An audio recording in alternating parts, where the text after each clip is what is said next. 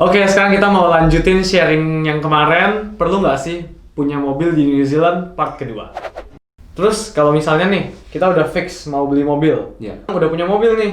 Itu hal-hal yang harus diperhatikan apa?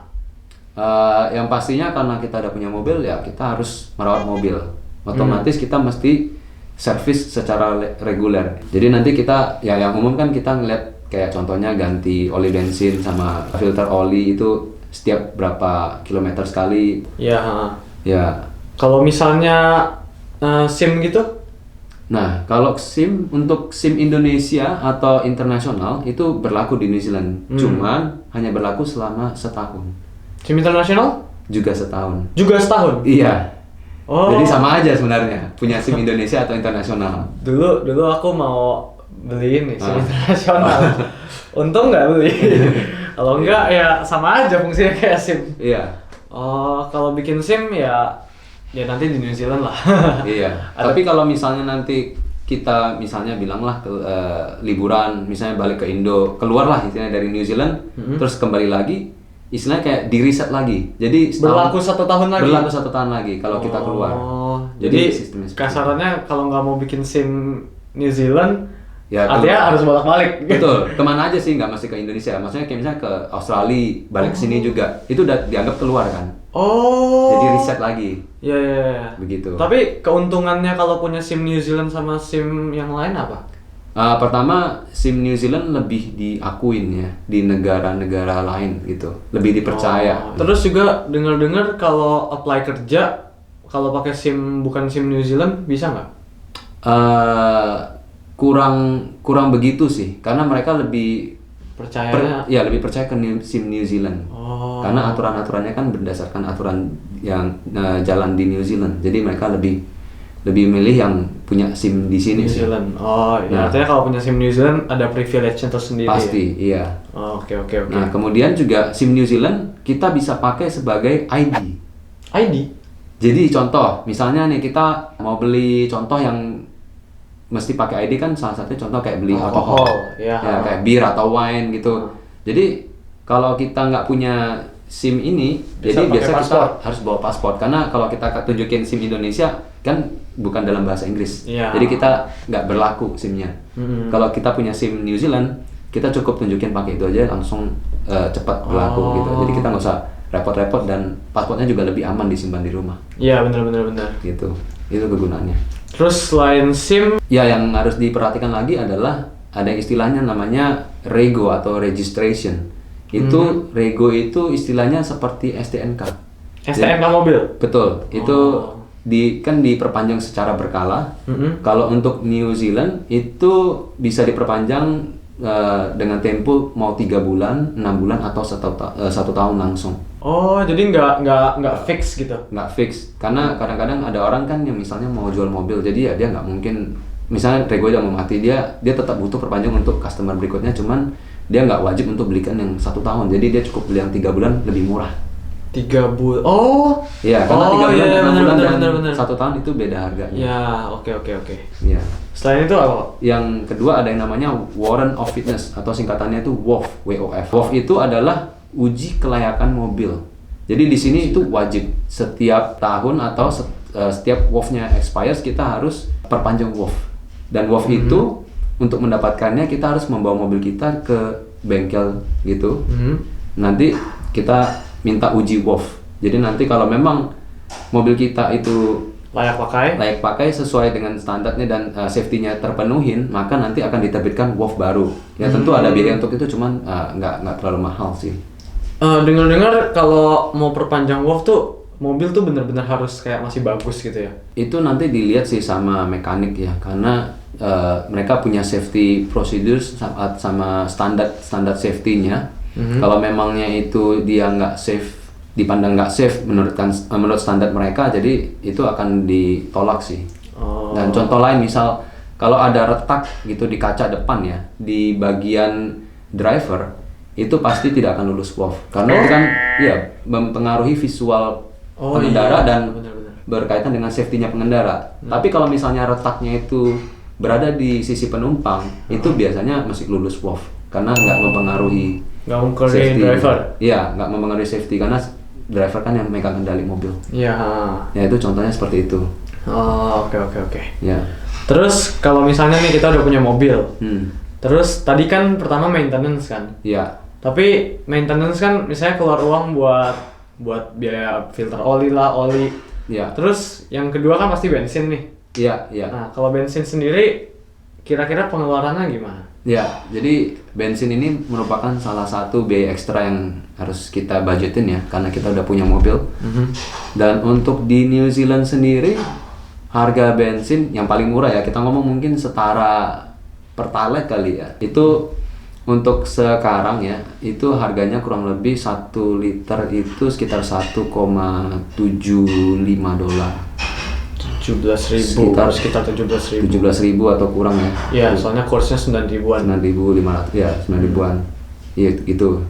Oh, oke. Jadi untuk harga bensin sebenarnya lumayan berasa sih. Jadi penting sih, makanya pilih mobil yang irit gitu. Iya, yang irit, benar. Nah, cuman di sini ada namanya aplikasi GasPy.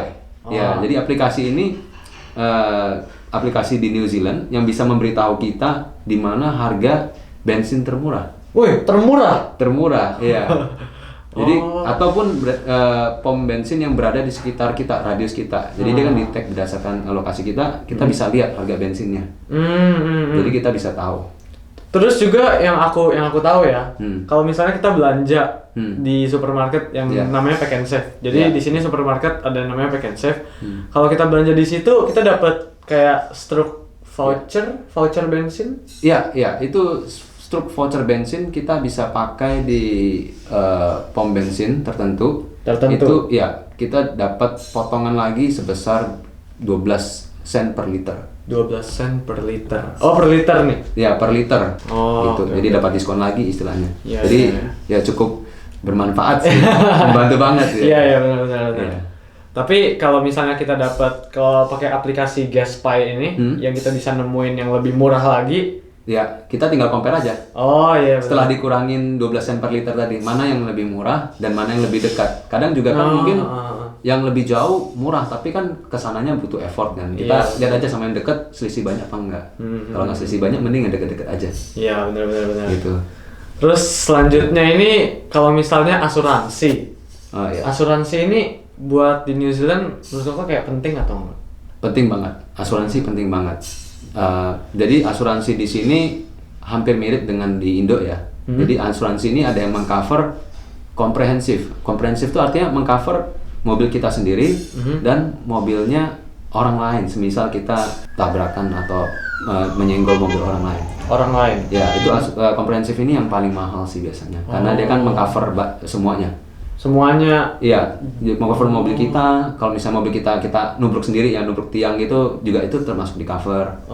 Gitu. Kemudian ada asuransi yang untuk mengcover kehilangan dan kebakaran juga untuk mobil. Kehilangan. Jadi kalau misalnya mobilnya dicolong, ya kita ada asuransi, kita bisa klaim lagi itu juga. Dan yang terakhir ada yang namanya third party. Third party itu artinya dia cuma mengcover pihak ketiga. Pihak ketiga itu siapa? Jadi misalnya ya orang yang kita tubruk misalnya, mobilnya dia. Jadi kita bayar kita punya sendiri, tapi yang kesalahannya kita tabrak ini dibayarin asuransi. Iya. Terus lanjutnya ini aku dengar kalau kita beli mobil second, itu kita harus kayak balik nama gitu ya? Oh iya, tentu dong. Balik nama ini gimana maksudnya? Jadi kan kita harus mengganti kepemilikan kan. Jadi kayak mobilnya jadi atas nama kita gitu.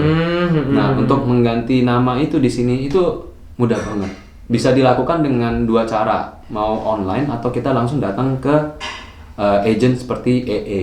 Tinggal ngisi form, bayar, langsung udah selesai. Jadi kayak secepat itu mengganti balik nama mobil.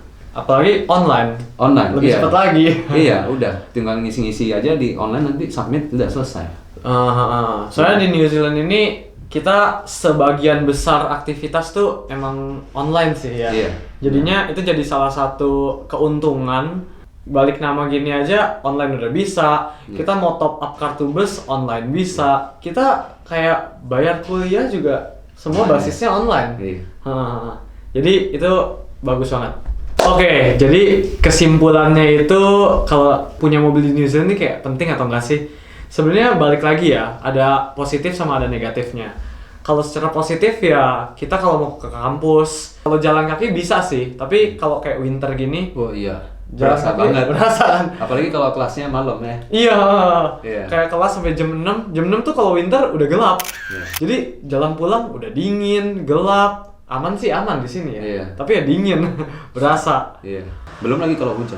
Iya, kalau hujan juga wah makin parah deh. Lalu yang kedua ini kalau belanja. Kalau belanja itu jadi kayak lebih ringan. Karena kita kan nggak usah bawa-bawa belanjaan kan. Kita masukin mobil, pulang. Enak. Terus yang ketiga ini juga privilege buat kalau kerja. Kalau kerja jadi kayak lebih diutamakan. Iya, diutamakan. Jadinya misalnya ada mobil sama nggak ada mobil, perusahaan cenderung milih yang ada mobil. Betul. Terus ya bisa jalan-jalan juga.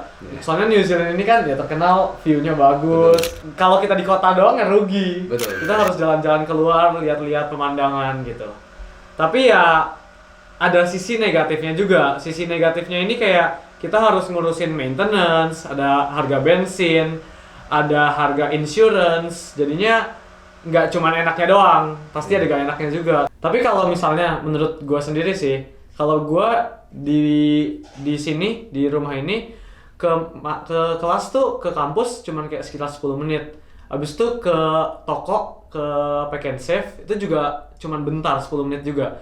Jadi kalau dari sudut pandang gua itu kayak ya nggak terlalu belum terlalu perlu. Tapi kalau menurut gua gimana? Kalau buat saya dengan kondisi sekarang menurut saya perlu banget gitu. Karena apalagi kerja ya? Iya, kerja. Jadi itu butuh banget sih. Di samping memang beli mobil bukan artinya kayak selesai langsung karena ada biaya operasional yang berjalan, contohnya kayak bensin tadi. Tapi manfaat yang dirasakan juga lebih daripada itu. Jadi menurut saya ya saya perlu punya mobil di sini. Gitu. Oke. Gitu. Jadi kalau menurut teman-teman sekalian yang nonton, menurut kalian kalau misalnya di New Zealand ini perlu atau enggak, ya kalian bisa komen aja di bawah. Oke, itu videonya. Terima kasih udah nonton sampai sini. Bye-bye.